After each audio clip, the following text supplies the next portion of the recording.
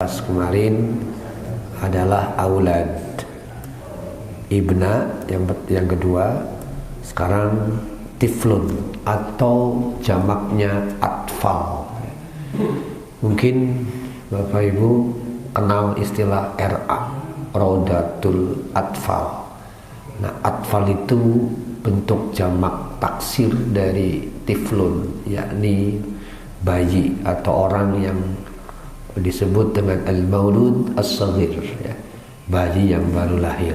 Nah, kita akan lihat dulu istilah-istilah ini untuk bukan saja bisa memahami lebih utuh, ya, tapi juga ada hubungannya dengan hukum-hukum nanti.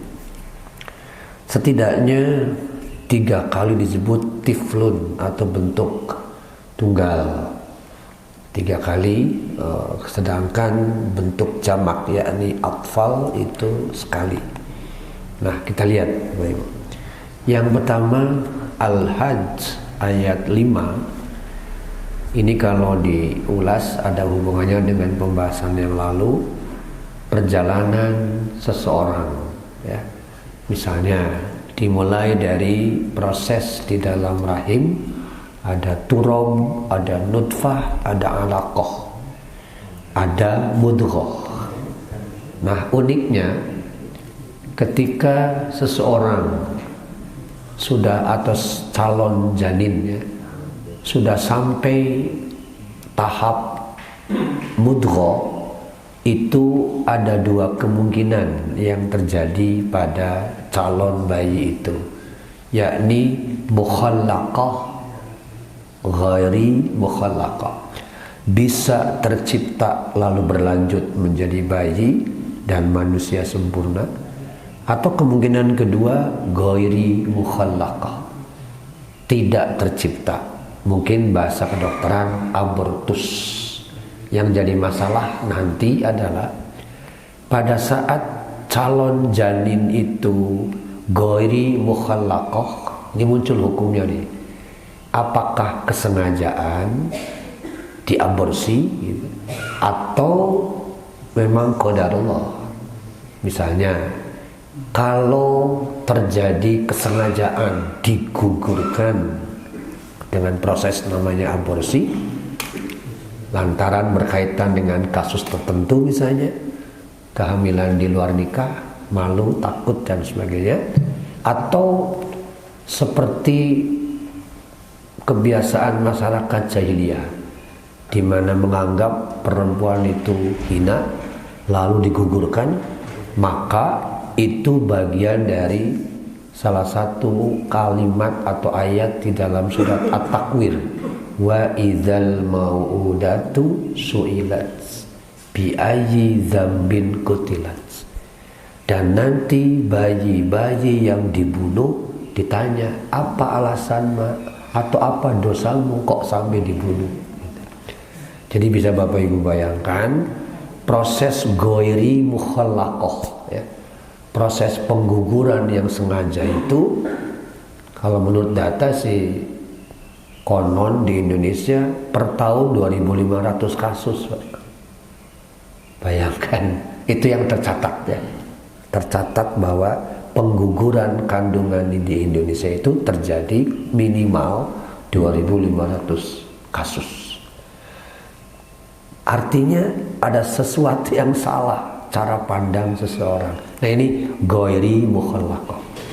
Kalau misalnya terjadi keguguran karena faktor lain, mungkin lemahnya rahim yang bersangkutan, atau karena ya tadi ya, balik lagi pada ujian Allah, itu nggak ada masalah. Tapi kalau proses yang tadi menyengaja, itu persoalan serius, ghairi mukhallaqah.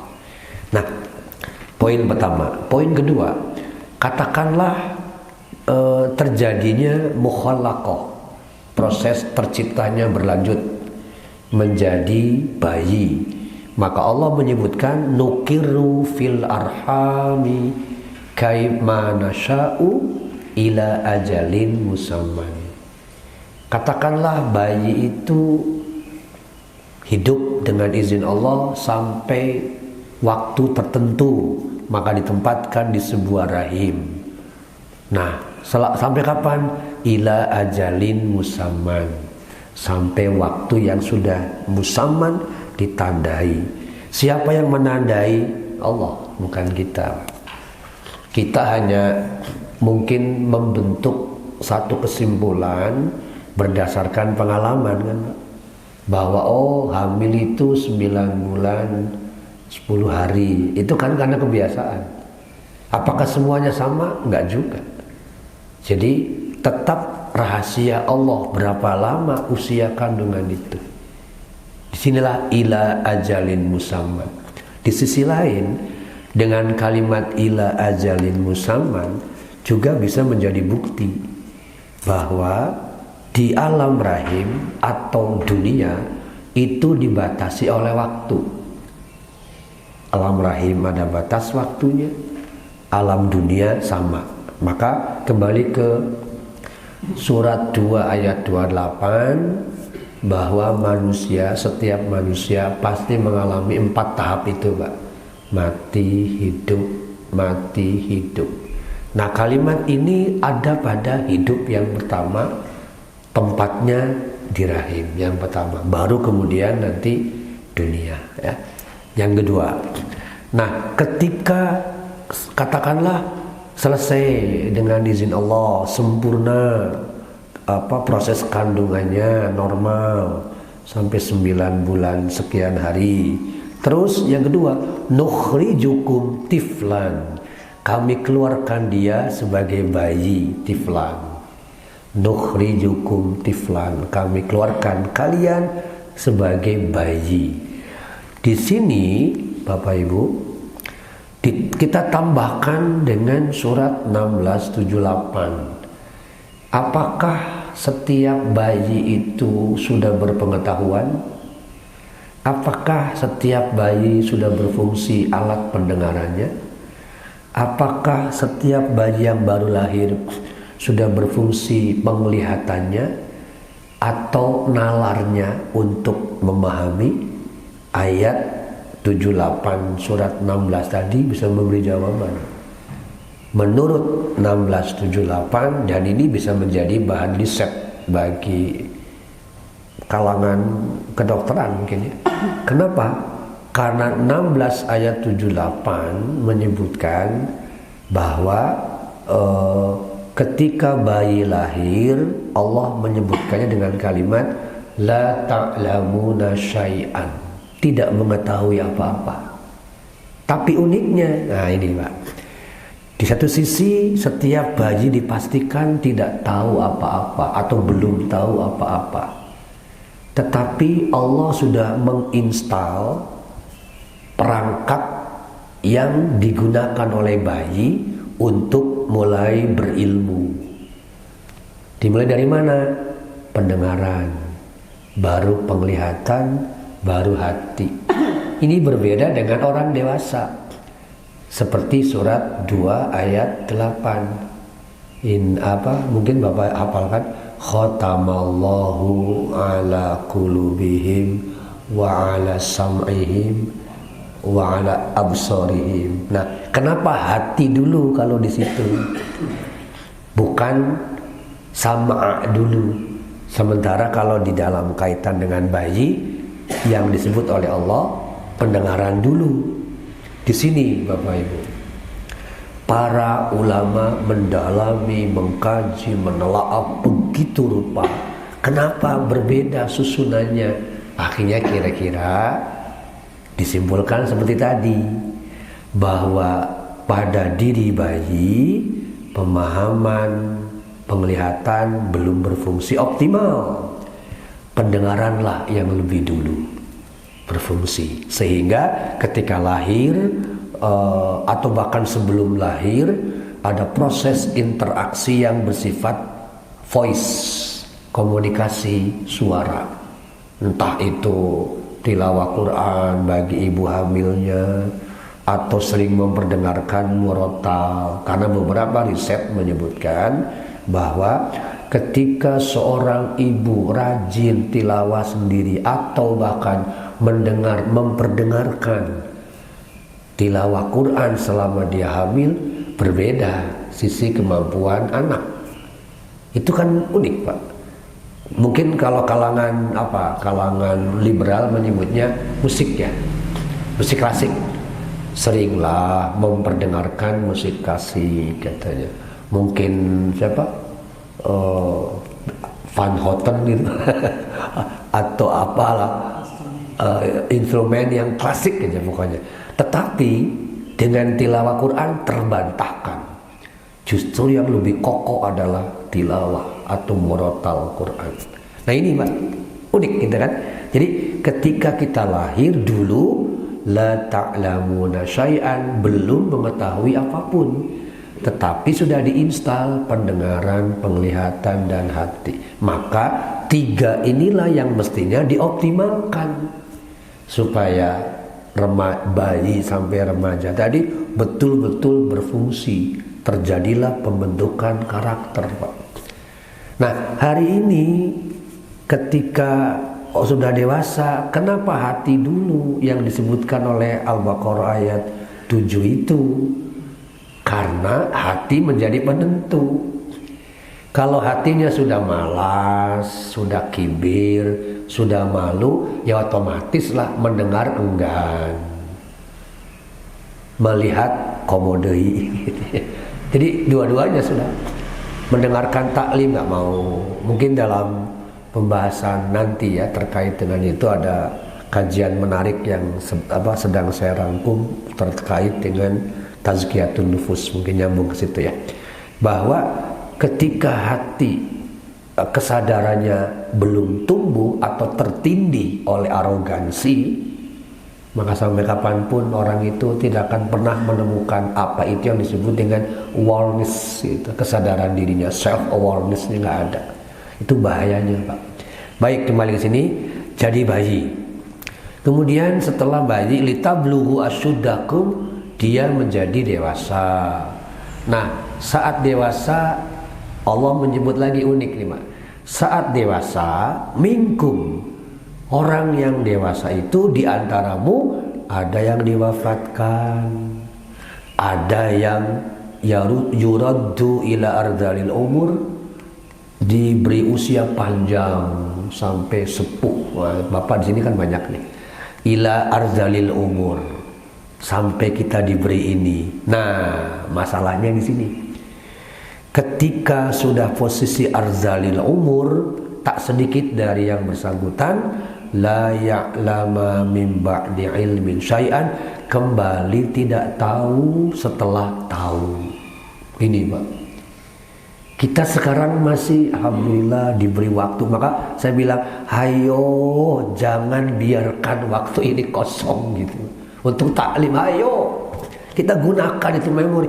Nanti sekali waktu kita mengalami ini, mungkin kalau pakai bahasa Fadlizon, plonga-plongo, Pak. Jangan sampai nanti menjadi orang yang plonga-plongo, cici, diem, gak bisa apa-apa. Padahal ruhnya itu berjalan, ada penyesalan di sana, nangis gitu. Jadi ketika masih leluasa, malas terus, ya Allah, ya Rahman, ya Rahim. Ketika sudah begitu, nangis terus, percuma. Makanya hadis kan begitu jelas ya, iktanim khomsan qabla khomsin, kurang apa itu hadisnya.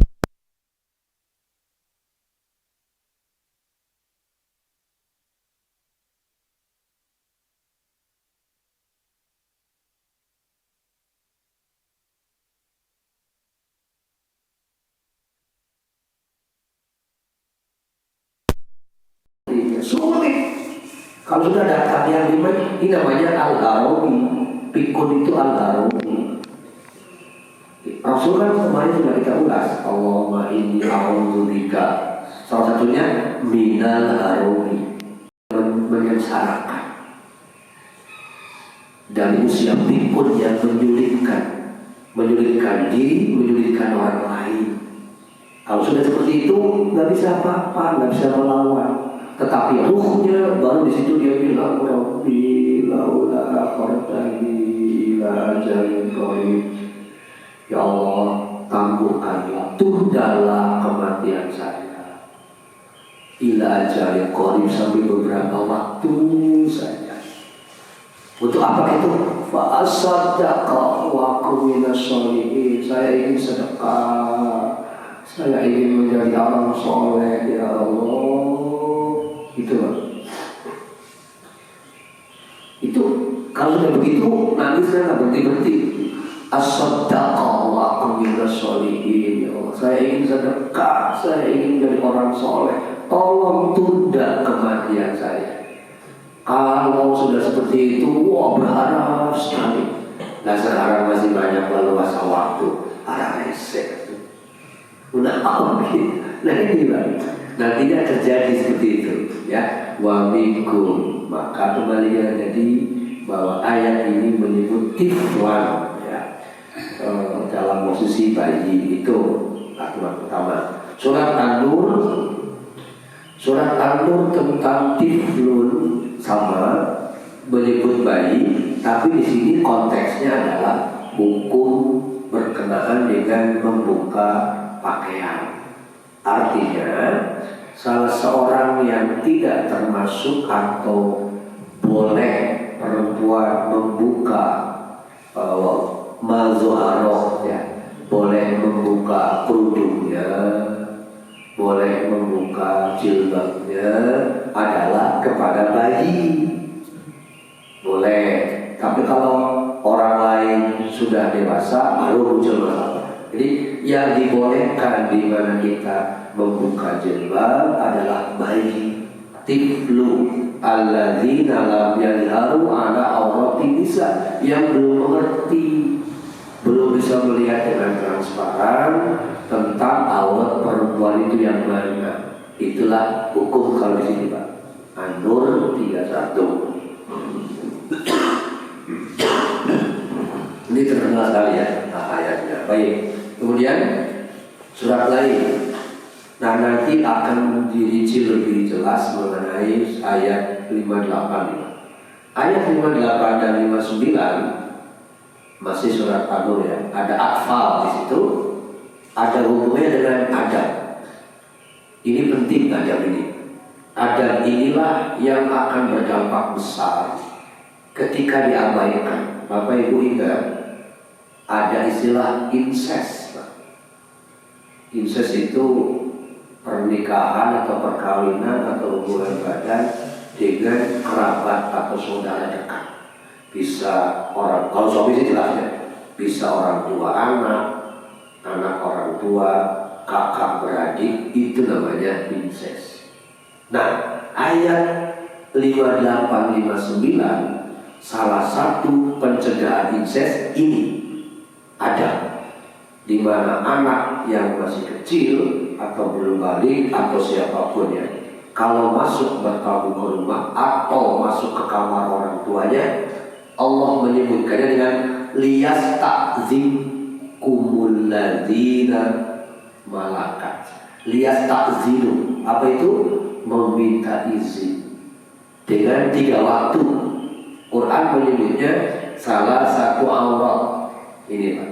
Jadi kalimat salah satu aurat, 3 waktu aurat, tidak boleh sembarangan masuk ke kamar orang tuanya. Ini juga bisa dipakai untuk adab bertamu. Ya. Apa saja kita lihat di sini. Mungkin lebih rinci nanti pada saat membangun adab dalam rumah ya, terkait dengan anak-anak kita. Saya sebutkan dulu. Satu, ada kalimat min qabli sholatil fajr, sebelum sholat subuh. Sebelum sholat subuh anak tidak boleh masuk kecuali izin, entah dengan ketok pintu, entah dengan bicara. Itu yang pertama. Yang kedua, hina tad'una thiyabakum minaz zahira, ketika menanggalkan pakaian. Nomor 2 khusus ketika qailah, tidur siang. Nanti pada zuhur ya, kurang lebih. Qailah itu tidak boleh sembarangan masuk. Pak, punten, misalnya gitu ya, ada apa? Ini Pak, Mama saya mau ngambil apa? Itu tetap izin, nggak boleh blus gitu. Itu ketika ba'da zuhur. Yang ketiga adalah min ba'di sholati isya. Setelah isya. Berarti kalau dibalik, sholat isya terus sampai qabla subuh. Tidak boleh masuk kecuali izin. Itu dua tuh. Antara min ba'di sholati isya terus sampai min qabli sholati fajr. Dan yang ketiga tadi pada zuhur. Sisanya boleh bebas. Kenapa? Ada kalimat di sini. Sisanya adalah la alaihim junahun ba'dahunna tawafun alaikum, bebas karena kutip berkeliaran alias bolak-balik tanpa perlu izin, bebas selama tidak di 3 waktu. Ini ada dan ini diakui oleh para psikolog internasional bahwa Islam luar biasa membangun adab. Nah sekarang peristiwanya apa itu dampaknya ketika tidak ada sekat antara anak laki-laki, anak perempuan. Bahkan dalam hadis nanti ada di dalam hadis soal itu disebutkan ini kira-kira ya. Kalau anak sudah usia 10 alaiha abna'u ashri.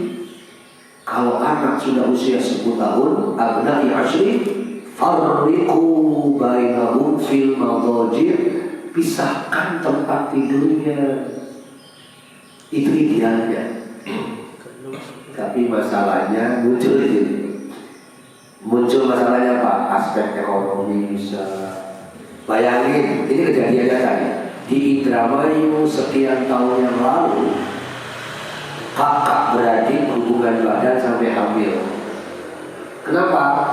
Karena rumah orang ini tukang beca, ukurannya 4x6, anaknya 6. 4, jadi itu ya dia sumur, ya kasur, ya dapur.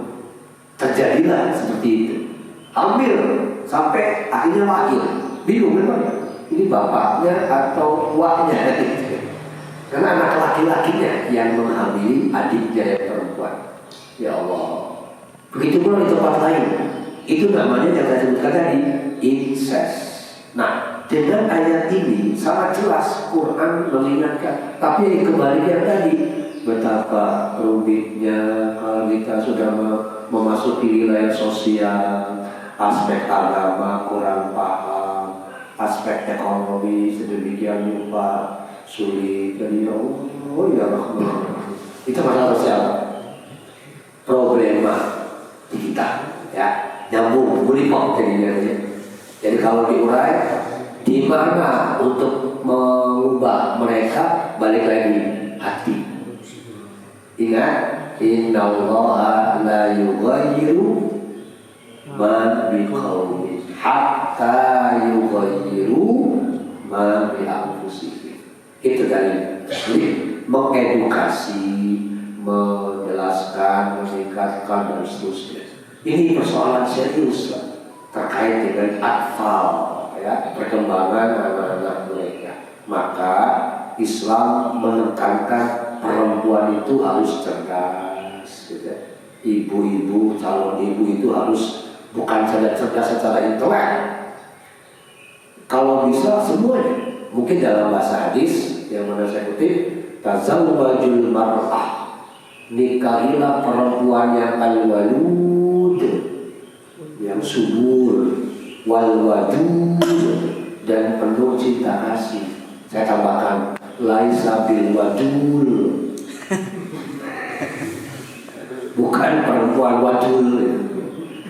Kan ini Pak wadul dan wadul ya, dari wadul itu apa? Pembohong. Jadi kalau perempuan ya subur, penuh cinta kasih, Masya Allah, itu akan beda.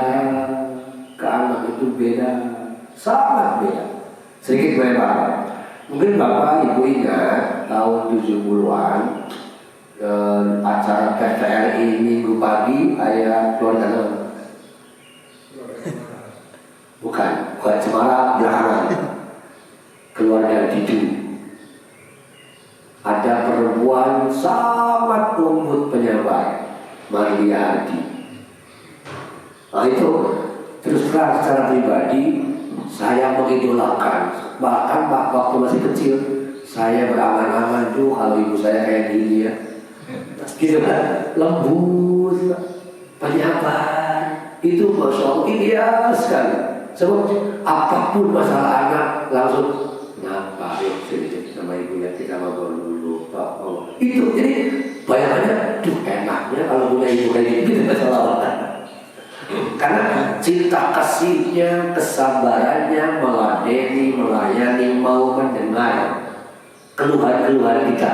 Oh ya Allah. Jadi bangga gitu. Nah itu. Jadi itulah disebut dengan al-wadud, penuh cinta kasih. Ya. Bapak Ibu yang dirahmati Allah, di surat Ghafir mirip mungkin ya dengan surat Al-Hajj tadi. Jadi itulah istilah tiflun, istilah anak atau bayi yang berkenaan dengan turunan.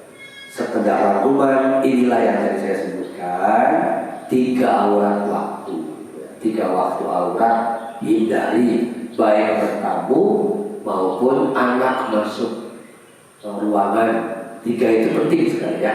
Sekali lagi kalau dibalik ya, ba'da isya sampai sebelum subuh, dan yang ketiga ba'da zuhur atau ketika qailah tidur siang. Ini sebuah catatan penting yang membuat Islam itu tazawuk, terasa indah, nikmat, diatur sendirian lupa. Tapi ketika ini diabaikan, pasti muncul masalah baru. Itu yang sudah disebutkan sebagian. Nah, belakangan rame jadi trending topik, Pak. Apa? Hamil dulu nggak apa-apa. Ini sudah rame, Pak. Konsep hamil dulu nggak apa-apa daripada nikah nggak punya anak. Coba, Pak. Entah siapa yang pertama kali mengupload begini sampai akhirnya banyak yang like, menyukai. Itu real di IG, di Instagram. Ya Allah, ya Rahman, ya Rahim. Nah, kalau itu sudah bermasyarakat fatal. Padahal kita sepakat kan, sudah tahu berkenaan dengan hamil di luar nikah. Di dalam KHI kompilasi hukum Islam itu anak yang yang jelas atau positif begitu nggak boleh dapat warisan. Ada di pasal 176 menyebutkan begitu, apalagi hadisnya jelas kan. Jadi padahal sebetulnya itu, tapi tadi kok menjadi permisif gitu anak-anak menjadikan dengan kondisi yang kayak tadi ya. Nah nanti itu kita bahas dalam konteks namanya pembagian atau pengklasifikasian jenis generasi. Sebab di dalam Quran ada istilah yang berlawanan ya.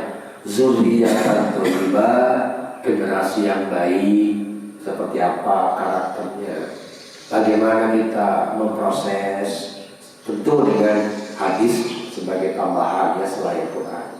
Begitu pula zurriyatan di'afan, generasi lemah, generasi buruk, apa karakternya, bagaimana mengantisipasinya, apa contohnya, itu yang kita sama-sama akan coba kali. Karena kita semua punya turunan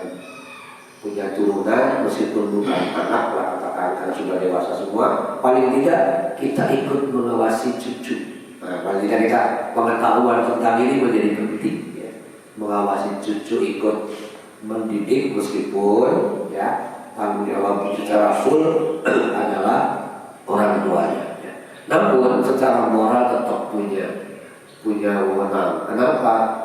Karena Rasulullah SAW jelas sekali itu sangat peduli pada Hasan Hussein. Sedemikian rupa sangat cinta kepada beliau, berdoanya. Oke, itu yang ketiga ya. Yang keempat, istilah yang lazim disebut di dalam Quran untuk menyebut anak adalah as-sobi. Hadis juga banyak as-sobi ya. Atau sigorsin, anak yang umurnya masih kecil. Nah dalam Quran saya temukan 2 kali kata sobiyan atau sobiyun. Dua-duanya berkenaan dengan Nabi ya. Pertama Nabi Yahya surat 9, dua-duanya surat 19.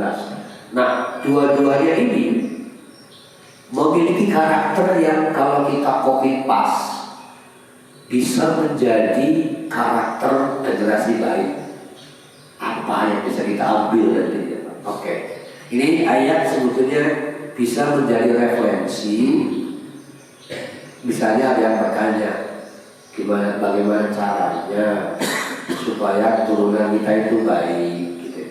Maka salah satu jawabannya ini, khudil kitab, dekatkan anak dengan kitab. Dalam hal ini Al-Quran kalau sekarang. Karena Nabi Yahya berkata kepada anaknya, Nabi Zakaria berkata kepada anaknya Yahya, Yahya anakku, khudil kitab, peganglah kitab ini berkuat.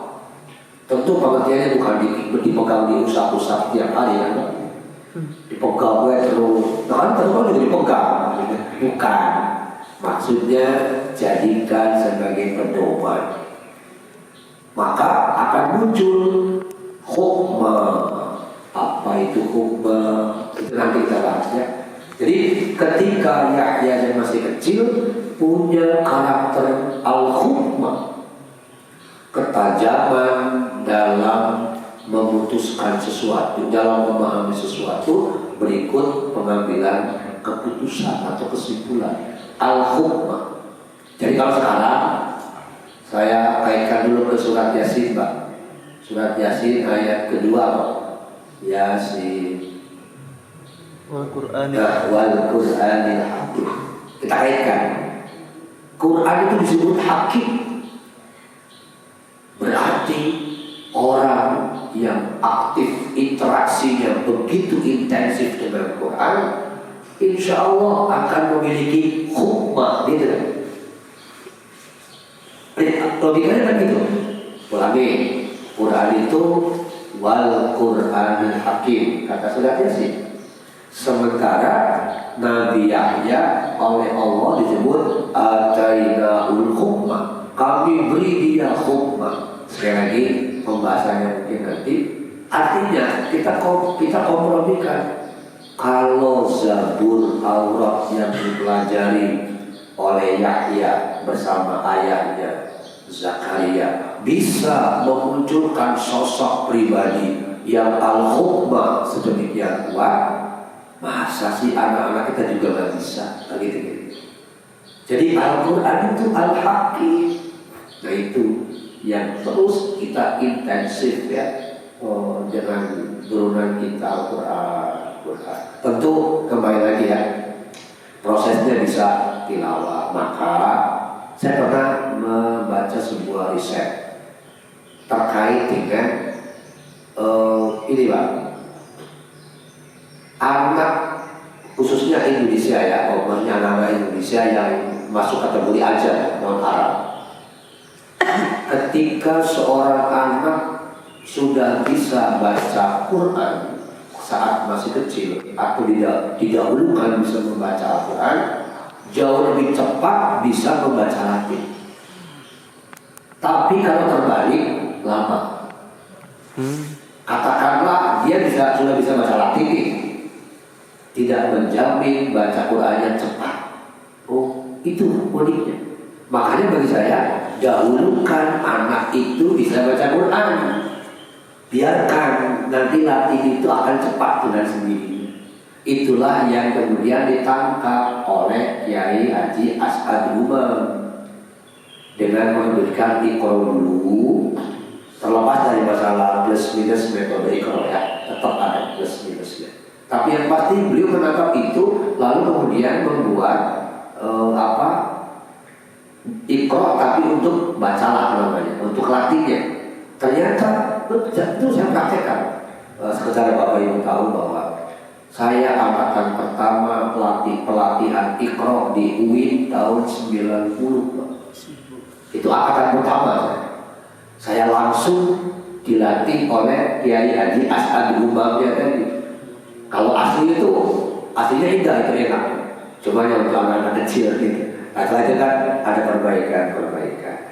Jadi tahun 90 saya ikut pelatihan Iqra di Bandung pertama kali dan diadakan di UI, ya, kalau nggak salah. Itu baik ini Bapak. Jadi sobiyan istilah yang keempat. Nah, kalau ayat 12 menunjuk pada Yahya alaihissalam, kalau ayat 29 menunjuk pada Isa bin Maryam alaihissalam. Salah satu ayat 29 ini nyambungnya ke hadis. Di sini ayat 29 mengatakan nukallimu man kana fil mahdi sobiyya. Baik, saya ceritakan dulu sedikit bagaimana ayat ini maksudnya. Singkatnya ini, sejak ayat 23 apa yang dipaparkan itu adalah prosesi kelahiran atau pendarahan yang dialami oleh Maryam. Larilah Maryam fantabazat, gitu ya. Maryam lari ke pinggir kota, Qosiyah disebutnya di sana, ke pinggir kota dengan perut sakit luar biasa karena sedang proses pendarahan, mengapa terpecahnya ketuban dan mau lahir.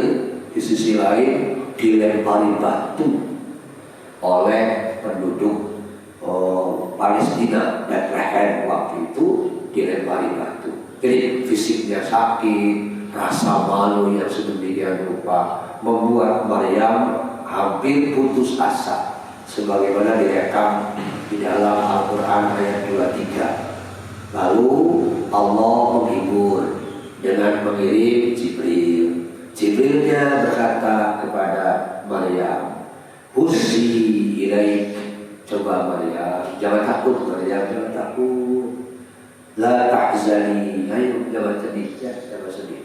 Dimotivasi, jangan sedih, jangan takut. Coba goyang-goyang, pohon kurma itu goyang. Hussi ilaik bijid'in nakhlah, sok goyang pangkalnya kurma.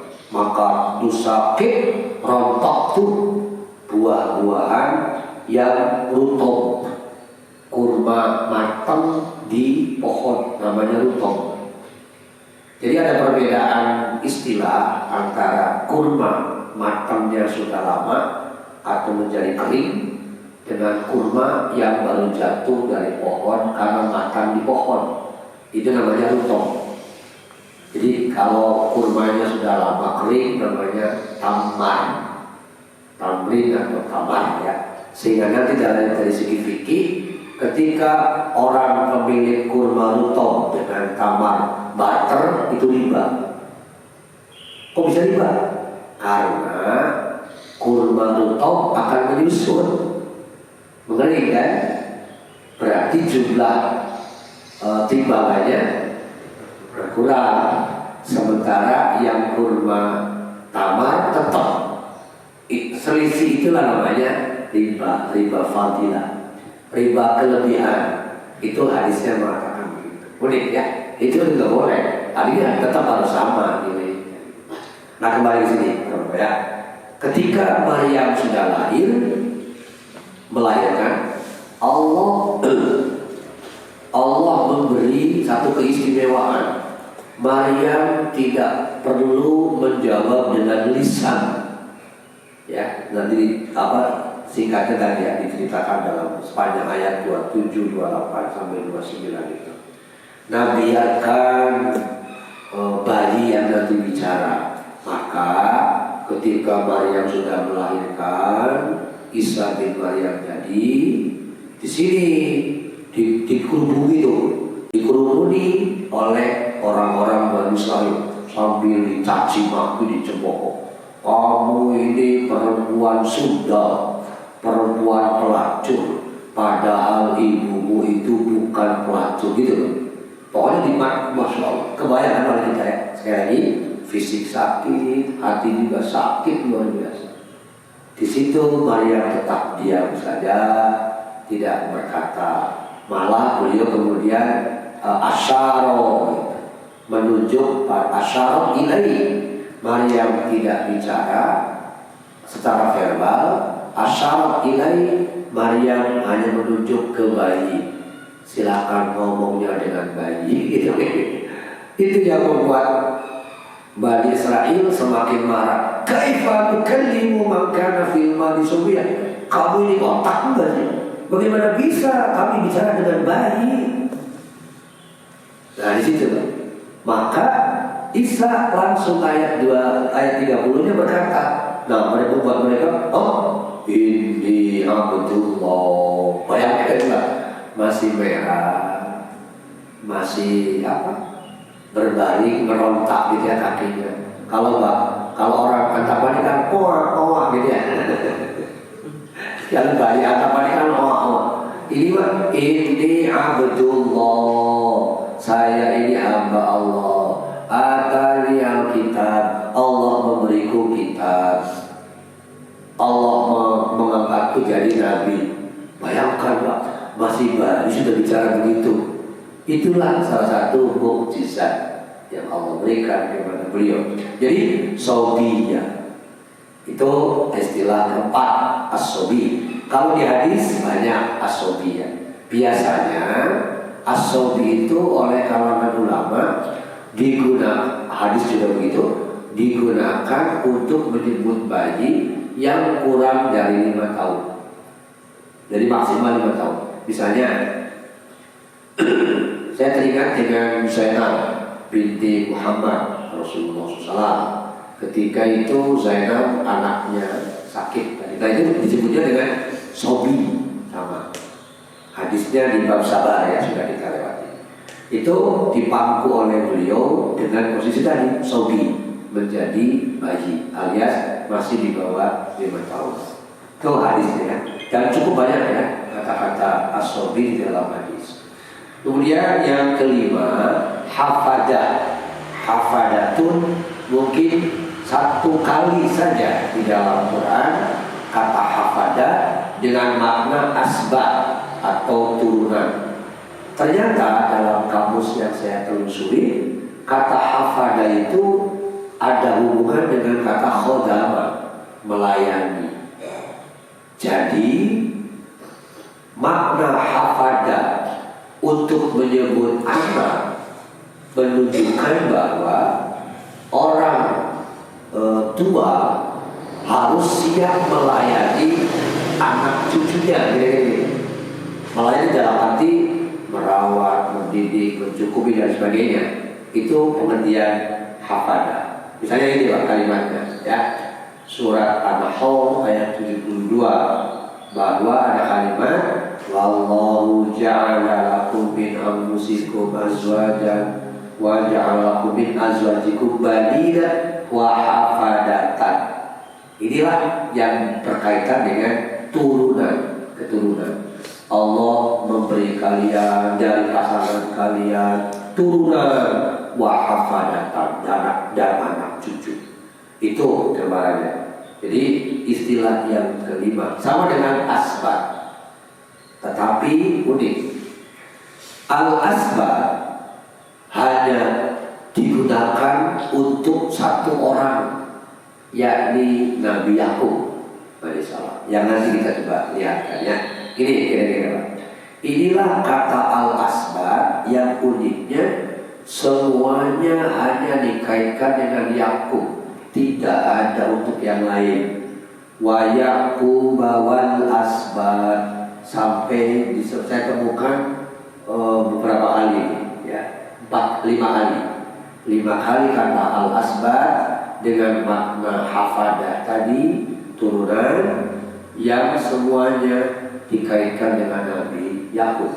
Yakub adalah orang yang digelari oleh Allah dengan Israil, orang yang sangat taat kepada Allah, gelarnya itu.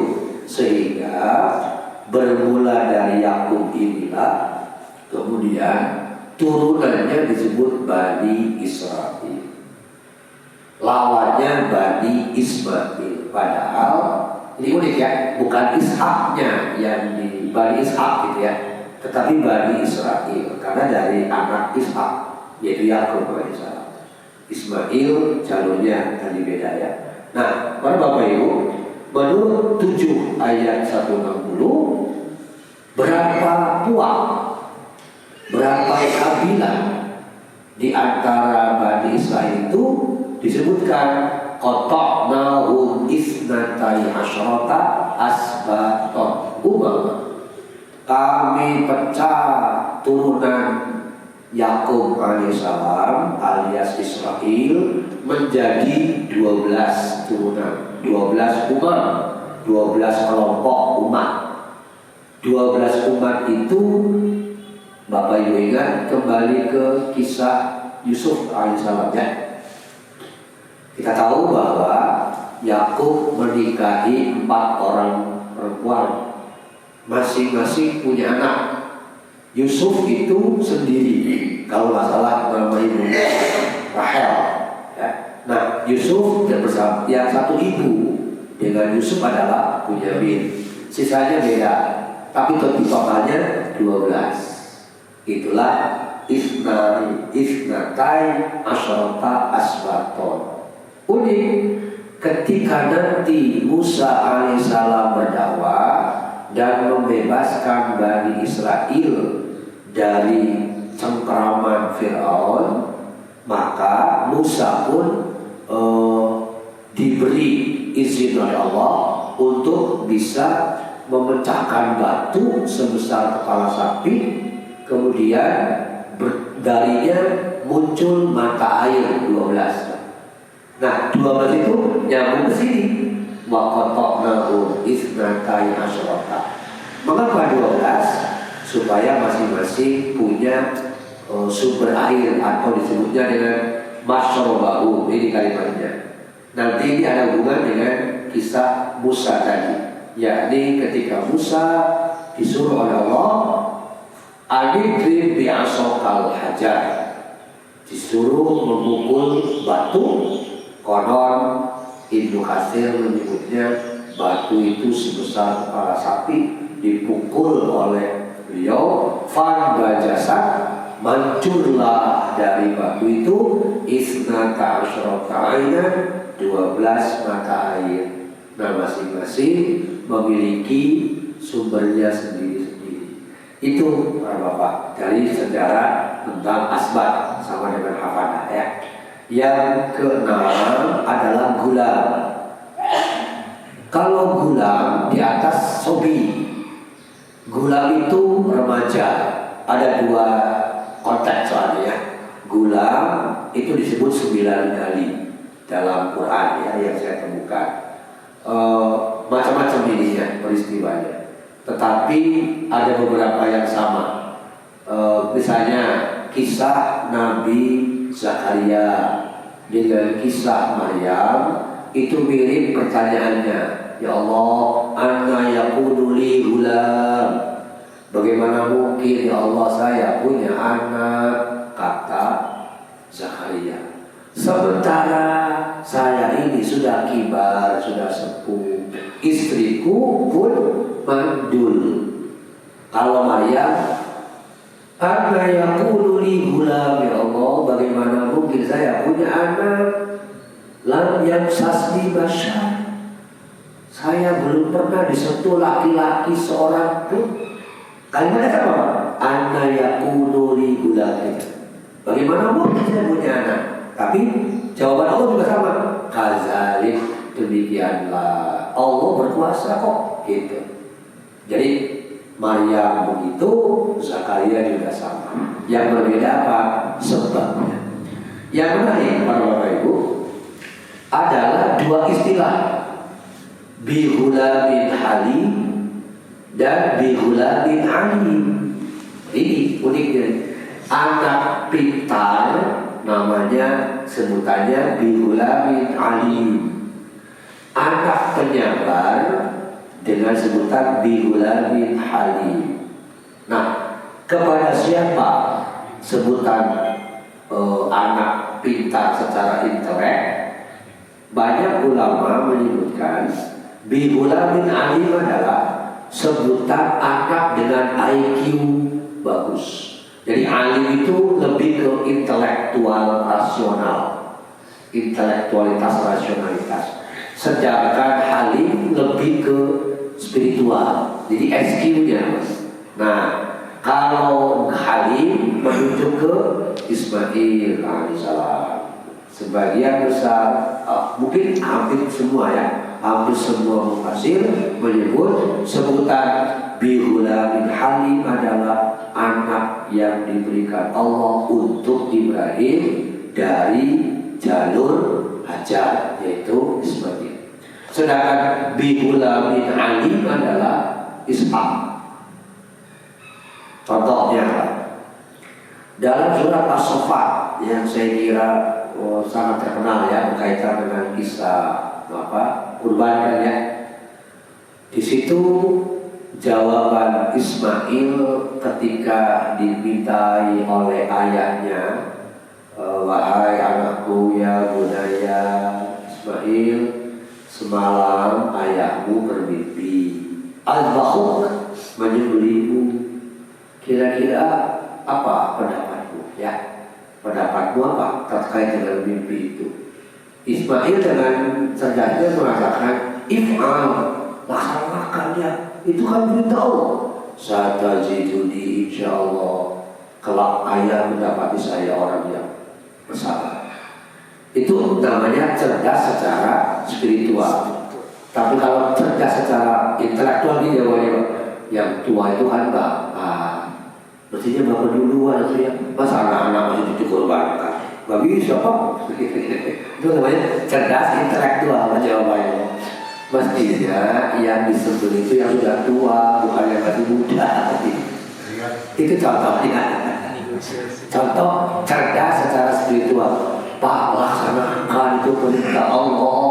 Saya siap untuk disembelih. Saya siap bersabar, saya siap berserah diri pada aturan Allah. Itulah Ismail. Jadi Bihula bin Halim, anak yang penyabar, lemah lembut, tangguh secara semangat. Sedangkan Halim aspek intelektual.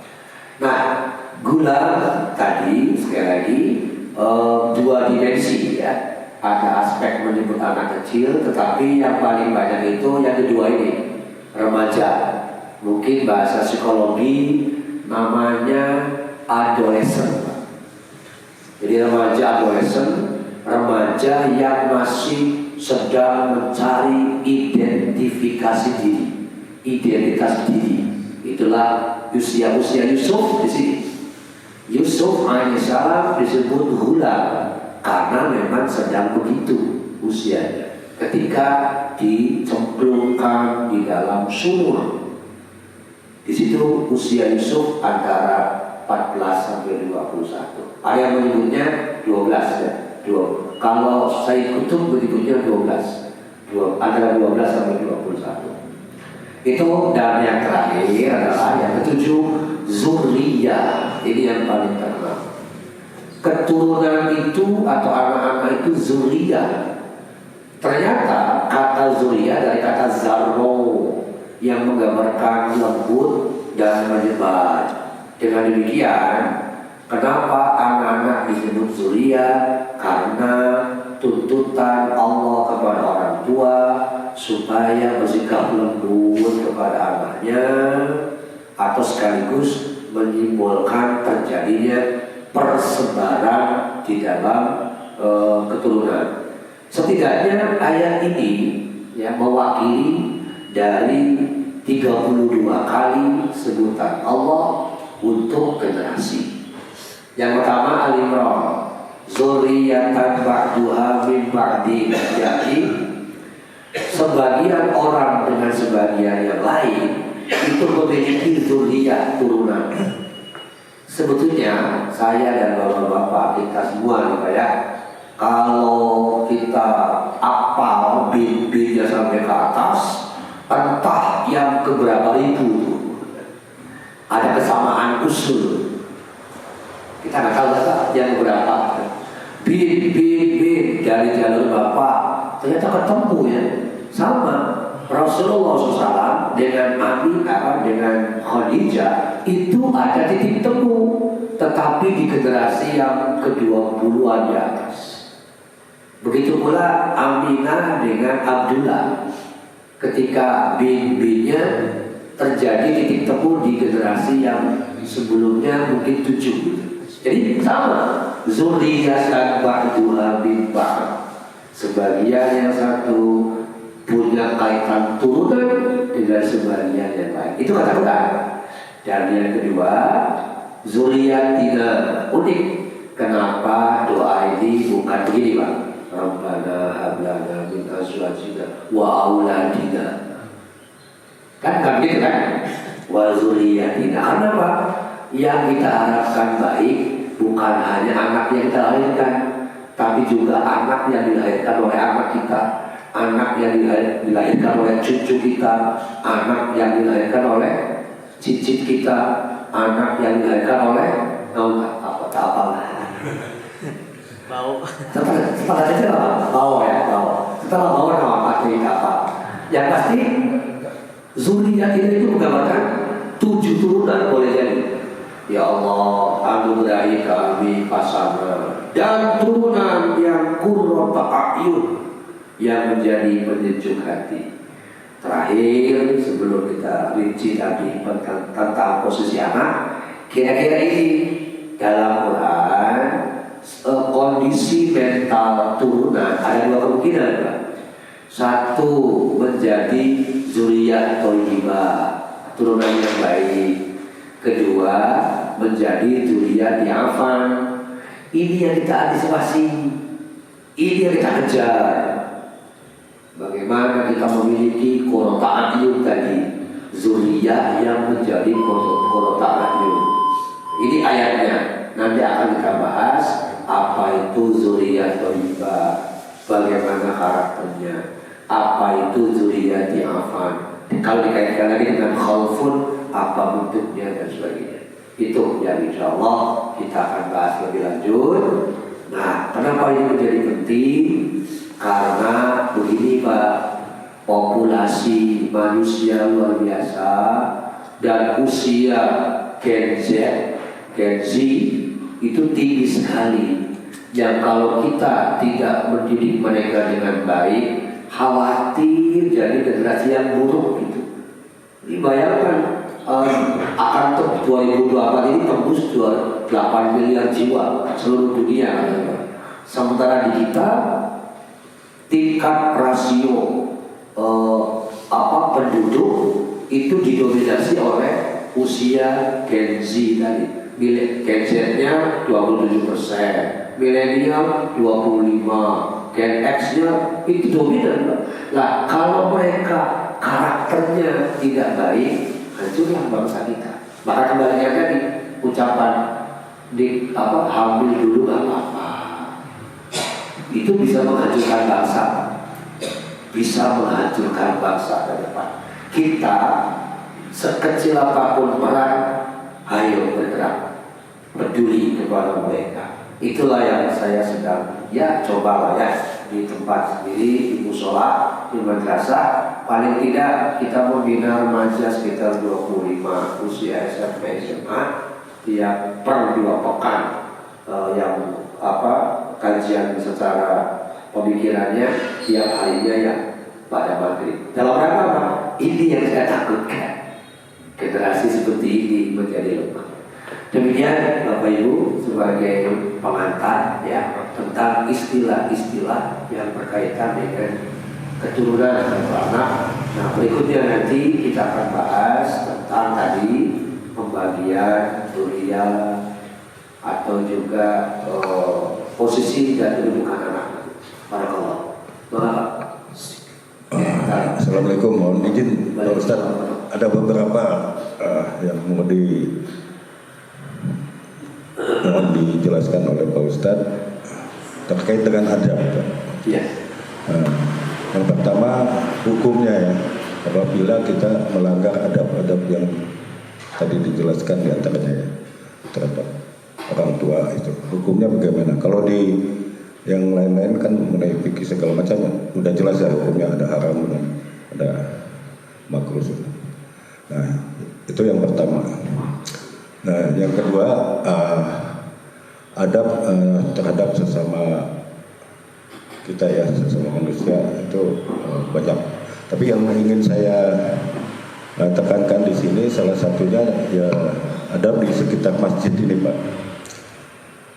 Misalnya kita tahu ya, adab untuk masuk masjid itu tangan kanan, kaki kanan dulu ya.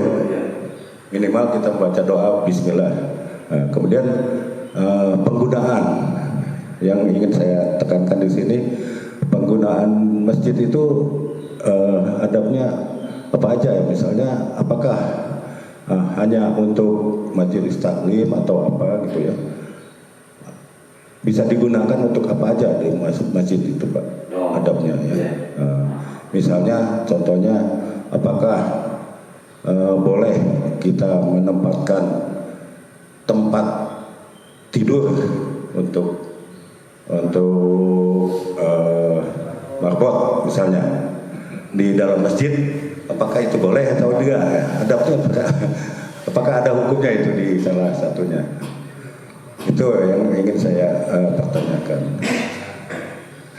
Kemudian yang terakhir, ini saya mau menginformasikan aja Pak, bahwa ada jamaah kita dari Pratista, Bapak Denny ya, yang tadi malam meninggal. Innalillahi wa inna ilaihi raji'un. Mungkin itu aja Pak. Yang pertama saya doakan dulu ya, kita doakan Allahumma firlahu warhamhu wa'afihi wa'afu wa akhiru sulahu wa wasih ma'alahu wa nafi fatwaya kami akafal mulabi wa silu bilma'i wa salatu wa amin. Baik, poin pertama tentang adab dari segi hukum. Ketika tidak salah satu aurat tadi dilanggar, maka akan berdampak besar sehingga bisa dikatakan haram hukumnya menabrak yang tadi izin.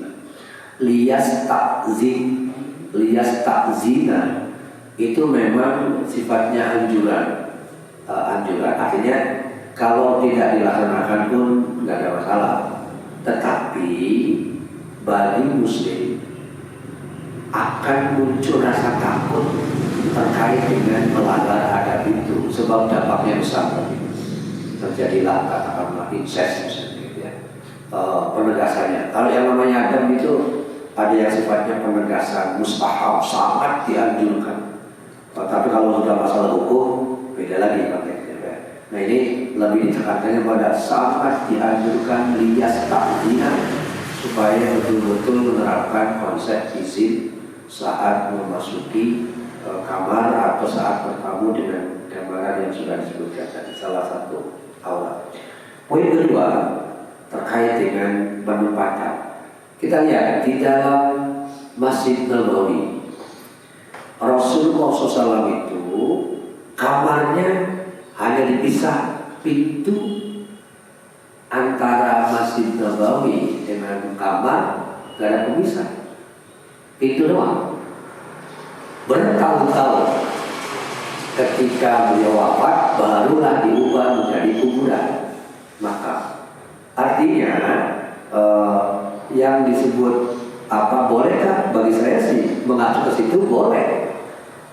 Kenapa? Ya tadi dalilnya dimungkinkan ya, dimungkinkan untuk difungsikan dengan kondisi itu. Kemudian mungkin ada adab lain yang dilarang itu, misalnya satu, berjual beli, bertransaksi maksudnya. Kalau mengonsep ekonomi di dalam masjid, membawa strategi, itu harus. Kenapa? Karena fungsi masjid tidak boleh sekedar sholat, tapi menggagas pengembangan ekonomi, bagaimana menyadarkan umat. Pokoknya strategis lah ya, bukan praktis. Nah yang dilarang adalah tiba-tiba fi makanatis sholat, di tempat yang biasa dipakai sholat, tiba-tiba silakan Pak kita transaksi berapa ini, sekian ribu lah, tolong. Itu nggak boleh. Transaksi ekonomi yang dilarang. Kenapa? Karena bertentangan dengan ayat lain yang berkenaan dengan jual beli itu bisa melalaikan ketika kondisi tadi. Jadi kembali lagi, ada semacam itu, poin-poinnya cukup banyak ya. Antara lain itu yang saya sampaikan. Nah terkait dengan poin itu saya berpandangan tidak masalah selama ada pemisahan yang jelas. Insya Allah dibolehkan. Begitu Pak. Ya, silakan.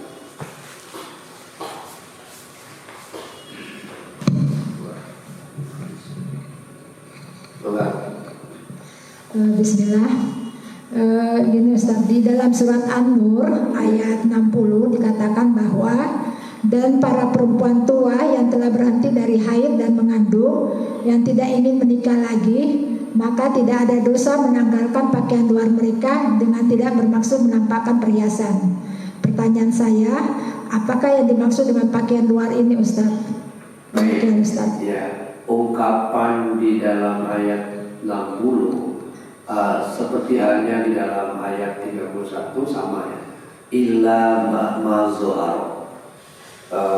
Ungkapannya kalimat yang dimaksud perempuan itu ketika mungkin kalau disebut dengan angka bilangan bisa di atas 60 gitu ya, atau sudah menopause.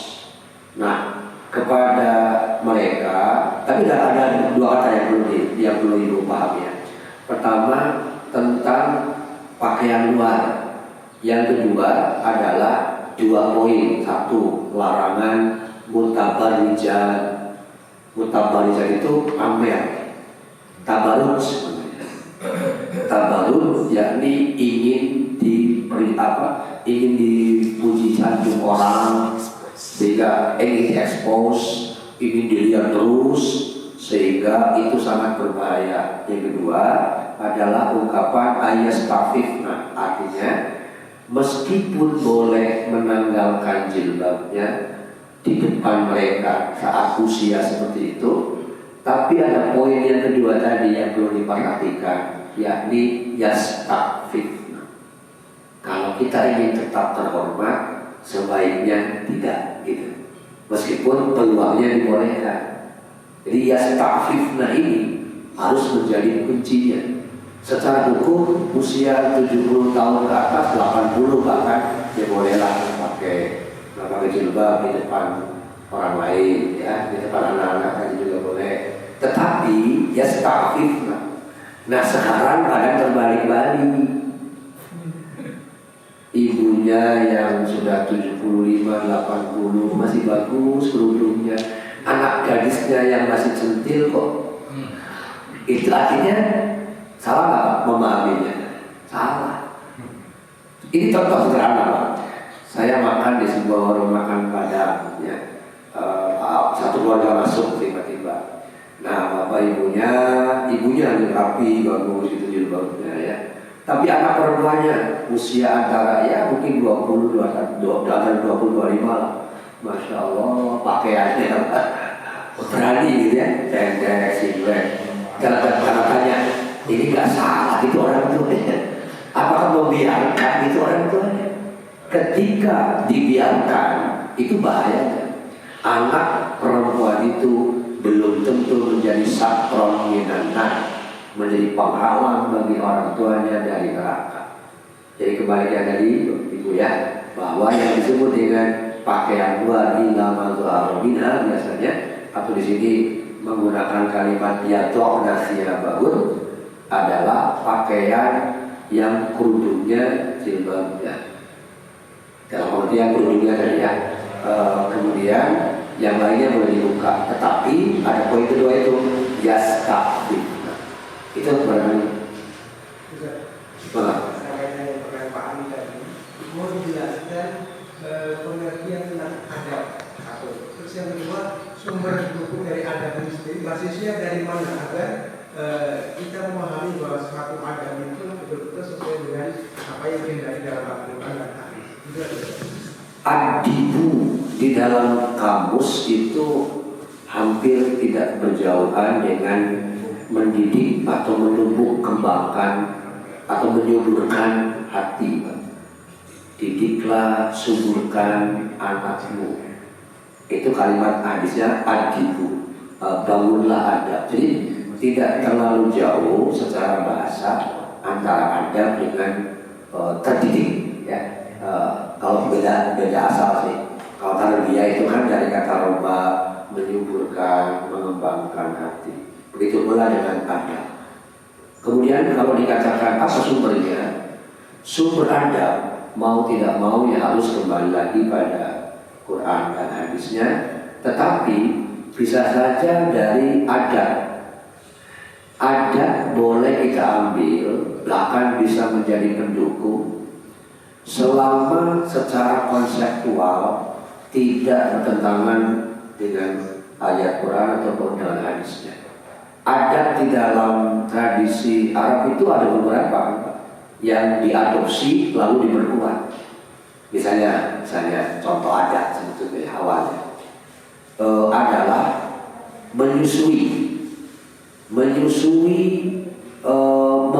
menyewakan ASI kepada orang lain atau menyusui anak orang lain dengan kesepakatan tertentu. Itu tradisi Arab awalnya, Arab jahiliyah. Tetapi kemudian dibolehkan oleh Allah lewat Al-Baqarah 233 itu, iza salamtum, selama ada akad perjanjian antara pemilik anak dengan ibu yang siap menyusuinya, ada semacam penjual jasa tadinya. Itu ada, tapi dibenarkan, dibolehkan, meskipun dilengkapi dengan syarat-syarat tertentu supaya tidak terjadi kezaliman satu dengan yang lain. Nah, dalam Quran atau hadis terutama ya, paling banyak dalam hadis ketika membangun masalah adab. Misalnya contoh lain, Rasulullah SAW mengingatkan kalau kita membawa pisau itu yang tajamnya harus ditelungkupkan. Itu kan ada. Bayangin kalau Bapak menanyakan seseorang, mana siapa? Kemana? Sementara pisaunya itu sedang diataskan. Kemana? Pasti orang yang melihatnya lebih fokus ke ucapannya atau lebih fokus ke pisau. Makanya Rasul bilang, oh iya ini nggak boleh. Itulah adab. Jadi ketika kita mengatakannya kemana itu, meskipun kata-katanya lembut, kemana adik? Nggak tahu Pak. Dia akan fokus ke sini ke pisau. Itu bahaya. Itu sama dengan apa? Kekerasan non verbal. Nah, itulah. Namanya kekerasan non verbal karena hanya dengan peragaan saja sudah langsung membuat orang terintimidasi oleh pisaunya yang di depan gitu. Itu termasuk adab juga. Poin yang tadi Pak Ali mungkin ini berkaitan dengan tadinya kamar mandi. Oh, tidak. Tidak ke lantai 2. Oh boleh Pak. Ada satu jamaah yang mengatakan bahwa itu melanggar adab. Imam yang menyampaikan itu tidak menjelaskan ya basisnya apa gitu mengatakan bahwa itu melanggar adab. Masih masuk lingkungan masjid. Ini di dalam sekali program. Oh ya. Bagi saya kembali yang tadi itu dibolehkan dengan mengacu kepada kamar Rasulullah SAW hanya dipisah oleh pintu, sehingga setahu saya beliau tidak pernah sholat tahiyatul masjid, kecuali kalau beliau pulang dari mana baru masuk pertama kali Masjid Nabawi baru beliau sholat tahiyatul masjid. Tapi ketika beliau dari kamar ke masjidnya nggak pernah. Itu yang saya tahu ya. Mudah-mudahan saya tidak keliru. Jadi bagi saya nggak ada insya Allah dibolehkan, boleh masalah gitu. Yang tidak boleh kan di sini gelar tahu itu terlalu itu barangkali.